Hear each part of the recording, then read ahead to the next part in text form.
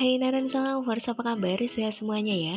Untuk kali ini kita akan bikin satu kue kering yang namanya unik sekali nih. Janit atau kepanjangan dari janda genit. Biasanya orang-orang juga menyebutnya monde susu. Proses pembuatannya simpel banget dan juga bahannya mudah sekali didapatkan nih. Sesimpel kayak kemarin pas kita bikin kue tamrin. Nah, kayak gini nih proses pembuatan dari janit ini. Yang baru menemukan channel ini jangan lupa di-subscribe dulu, dinyalakan lonceng notifikasinya juga biar kalian tidak ketinggalan tutorial terbaru dari Narani Sakik. Udah gak sabaran gimana sih proses pembuatan janit ini? Disimak ya videonya sampai habis.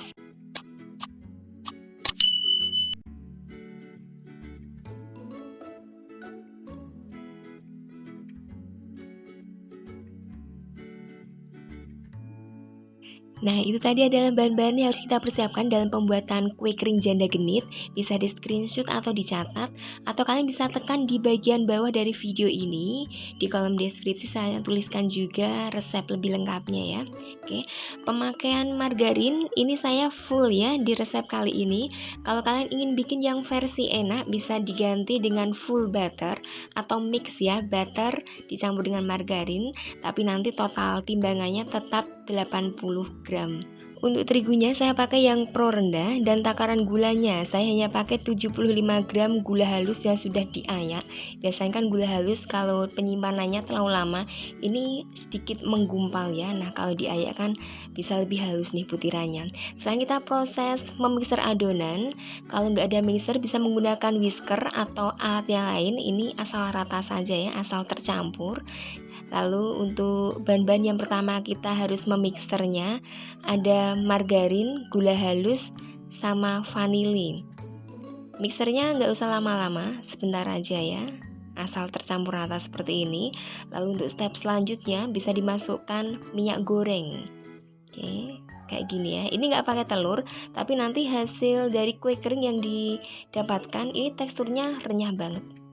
Seperti itu ya. Kalau udah masuk minyak seperti ini, di mixer sebentar aja. Tadi saya cuma sekitar 1 menit udah selesai kok prosesnya. Lalu dilanjutkan dengan memasukkan bahan keringnya. Ada susu bubuk, maizena, sama terigu. Oke, diaduk-aduk dengan menggunakan centong nasi ya. Pakai spatula juga bisa, senyaman kalian menggunakan peralatan yang seperti apa gitu ya. Oke, kayak gini. Kalau udah tercampur rata, untuk step selanjutnya cuci tangan biar higienis, biar bersih ya. Kita akan menguleni dengan tangan nih, biar lebih mantap untuk memastikan kalau adonan ini udah siap dibentuk. Proses pembuatan janit ini simpel banget, seperti kayak kemarin kita bikin tamrin ya. Nggak ada trik-trik khusus sih, semua adonan dicampur jadi satu kayak gini. Dan untuk konsistensi adonannya seperti ini ya kurang lebihnya. Sekarang kita membulatkan adonan biar kita tidak keseringan menimbang. Untuk takaran adonannya kita menggunakan ini nih, sendok takar aja ya. Di sendok takar ini tulisannya 7,5 gram, tapi kalau kita bikin takaran dengan ini nih, peres di bagian permukaannya, kalau ditimbang ini kurang lebihnya 10 gram. Jadi saya bikin takaran peres saja kayak gini ya, sekitar 10 gram saja. Ini bulatannya udah standar sih, nggak terlalu kecil, nggak terlalu besar, kayak gini nih. Oke, kalau pakai sendok takar ini cepat prosesnya, kita nggak usah nimbang satu-satu ya. Oh iya, adonan ini kalau terlalu lama di suhu ruang, nanti adonannya agak kepiar ya. Jadi nanti kalau kalian lihat videonya jangan di skip-skip, soalnya nanti di tengah ada trik untuk membuatkan adonan biar nggak kepiar kayak gimana. Nah, pokoknya kalau lihat videonya jangan loncat-loncat ya, biar nggak gagal paham. Oke. Nah, kalau udah tertakar semuanya, sekarang kita siapkan panir. Ini tepung panirnya yang butirannya halus, kan ada dua ya, yang butirannya kasar sama halus. Pilih yang halus saja. Kalau adanya kasar jadi perlu di blender dulu ya, biar nanti bisa halus seperti ini. Dan cara membulatkannya biasa saja, diputar-putar di atas telapak tangan seperti ini sampai licin ya, sampai bulat. Lalu digulingkan di atas tepung panir nih. Nah, ini satu cara biar lebih cepat dan kita tidak terlalu sering cuci tangan. Biasanya kalau udah digulingkan di atas panir kan tangan kita terkena panir semuanya ya. Lalu kita harus ambil adonan lagi, bikin bulatan lagi. Ini kan terlalu ribet nih, sering harus mencuci tangan. Nah, untuk caranya biar lebih praktis lagi, bikin bulatannya langsung agak banyak. Kemudian kita menggulingkan di atas panir ini sekaligus, seperti itu ya. Jadi kita nggak terlalu keseringan pegang air nih. Kalau sudah digulingkan di dalam tepung panir seperti ini, untuk bagian atasnya dikasih hiasan. Saya pakai coklat chips ya yang bulat-bulat.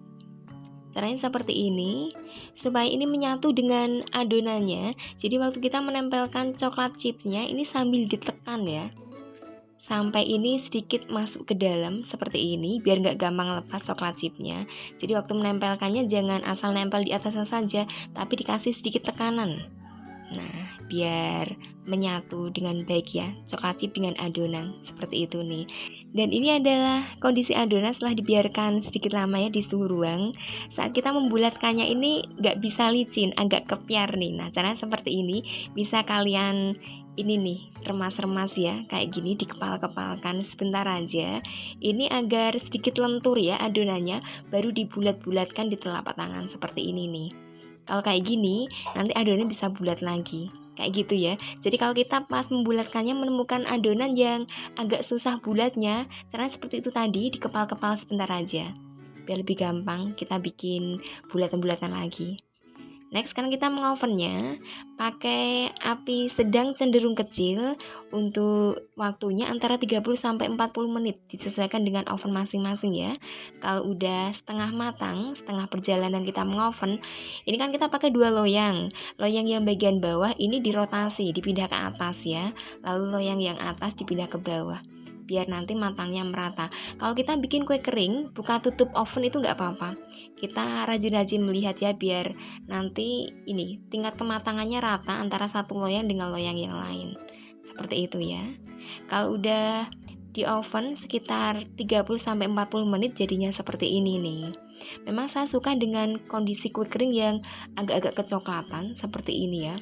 Nggak tahu, mungkin selera orang beda-beda ya. Mungkin kalian kalau ingin mengovennya agak kekuningan atau warnanya cenderung lebih terang, nggak apa-apa, tergantung dari selera kalian masing-masing ya.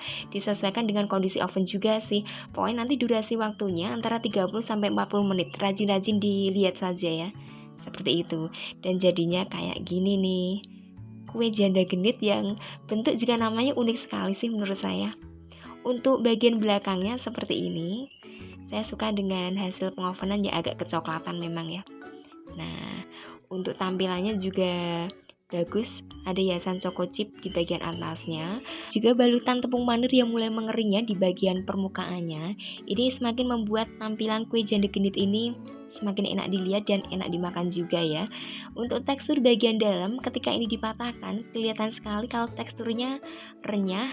Kalau dimakan kres-kres ya. Untuk rasa manisnya juga pas sekali di adonan kali ini. Gak terlalu kemanisan sih menurut saya ya. Ada rasa gurihnya juga. Pokoknya enak sekali dinikmati waktu kita kumpul-kumpul bersama keluarga nih. Bisa dicoba ya, dipraktekkan resep yang satu ini. Yang suka dengan video ini jangan lupa di subscribe dulu, dinyalakan lonceng notifikasinya juga, biar kalian tidak ketinggalan tutorial terbaru dari Naranista Cake. Makasih ya atas kesetaan di channel ini. Ditunggu lagi untuk video berikutnya. Sampai jumpa lagi.